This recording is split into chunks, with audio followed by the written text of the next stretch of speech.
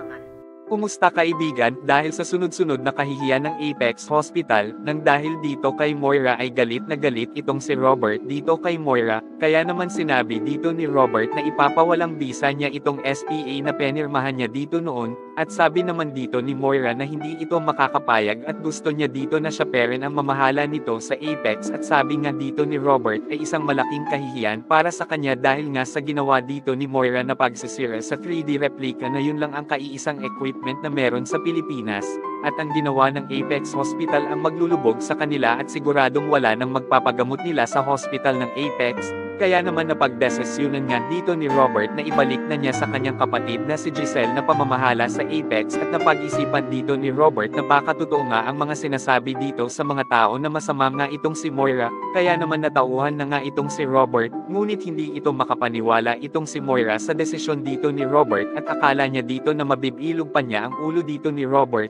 At ng mga oras na yun ay sinabi na dito ni Robert kay Moira na ban na nga siya sa Apex Hospital at hindi na ito maari pang tumuntong, at marami ditong mga board member na nakiusap na ibalik ang pamamahala dito ni Giselle, at lalong-lalo pa na hindi niya ito kayang i-manage dito kay Moira. At sa kabilang banda ay tiniis nga dito ni Zoe ang amoy na mabahong kotse ni Doc Glendon dahil nga sa ginawa dito sa kanyang ina na si Moira, at dahil dito wala siyang magawa kundi linisin ito dahil hawak na siya sa leeg ni Doc Glendon, at sabi naman dito ni Doc Glendon kung hindi ito susunod sa inutos niya dito ay sisiguraduhin niya na mabubunyag ang sekreto ni Zoe at ni Doc Carlos dahil sa nilihim nilang mag-ama, kaya naman natatakot itong si Zoe na malaman ang lahat na si Annalyn ang legit na anak ni Robert, at baka mawala na rin ang lahat sa kanila at tanging si Annalyn lang ang tagapagmana ng Apex nito kapag nabunyag ang sekreto ni Zoe at Moira. At nang bumalik na nga itong si Doc Glendon sa parking area ng Eastridge nang nakita niya dito ang kanyang sasakyan na malinis na ito at mabango,